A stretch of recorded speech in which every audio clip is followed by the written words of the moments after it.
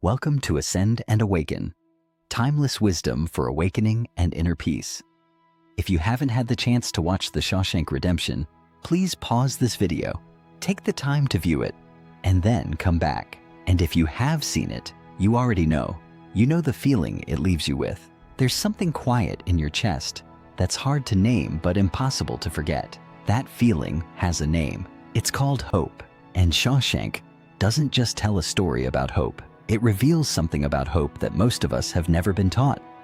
Something the mystics and the ancient wisdom traditions have quietly known for centuries. Hope is not a feeling. Hope is a practice, a choice, a sacred act, available to every human being, regardless of circumstances. The entire spiritual heart of this film lives in the tension between two men. Andy Dufresne, convicted of a murder he did not commit, sentenced to life in Shawshank State Prison, stripped of everything the world says makes a man whole, and Red, a man who has been inside for so long that the prison walls have become his world. Early in the film, Red says something that stops Andy cold. Hope is a dangerous thing. Hope can drive a man insane. Red isn't wrong. He's speaking from experience, from the wisdom of a man who has learned to protect himself from wanting what he cannot have. But Andy, quiet, steady, unshakable Andy, disagrees. Not loudly, not argumentatively. He simply lives differently. And that difference is the entire spiritual teaching of the film. Here is what Andy understands that Red has forgotten. Hope is not about the outcome. Hope is not, I believe things will get better, therefore I feel hopeful. That kind of hope is fragile. It rises and falls with circumstances. It depends on the world cooperating. And as Red knows better than anyone, the world inside Shawshank does not cooperate. Andy's hope is something else entirely.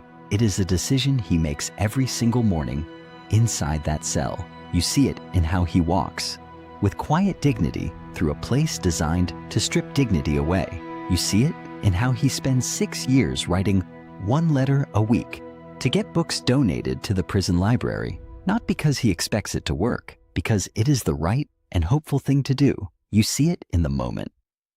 He plays Mozart over the prison loudspeakers, filling the yard with music so beautiful that Red describes it like this: those voices soared higher and farther than anybody in a gray place dares to dream. It was like some beautiful bird flapped into our drab little cage and made these walls dissolve away. And for the briefest of moments, every last man in Shawshank felt free. Andy doesn't play that music because he thinks it will change anything. He plays it because hope, real hope, insists on beauty even in darkness. That is a spiritual act.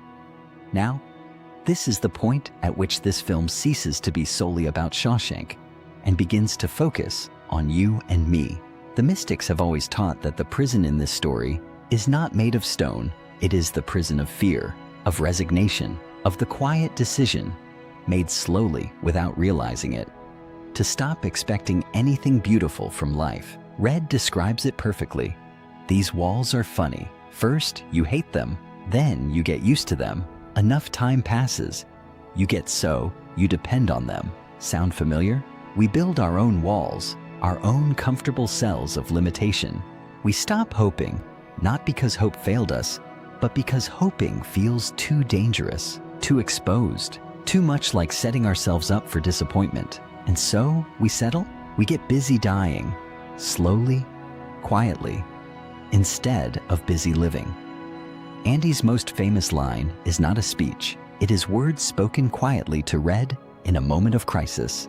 Get busy living, or get busy dying. From a spiritual perspective, this is not motivational advice. It is a description of the only two modes available to a human soul. You are either moving toward life, toward love, toward light, toward peace, through the daily practice of hope, or you are moving away from it, through fear, resignation, and the slow closing down of the heart. There is no neutral ground. Andy chooses life. Every single day, inside the worst circumstances imaginable, and that choice, repeated daily, quietly, without fanfare, is what the ancient teachers meant when they spoke of hope as a sacred act, not a feeling you wait for. a direction you choose. The film ends with Red, finally free after decades inside, standing at a crossroads. He has a choice: stay safe within the walls he has built inside himself, or hope. And in the final moments of the film, Red says something that lands like a prayer. I hope I can make it across the border. I hope to see my friend and shake his hand. I hope the Pacific is as blue as it has been in my dreams. And then, simply, 2 words: I hope. The man who once called hope a dangerous thing has finally chosen it, not because his circumstances guaranteed a good outcome, but because he finally understood what Andy always knew.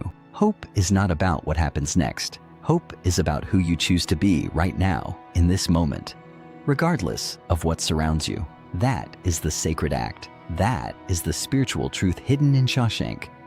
Today, wherever you are, whatever your Shawshank looks like, I want to leave you with one question.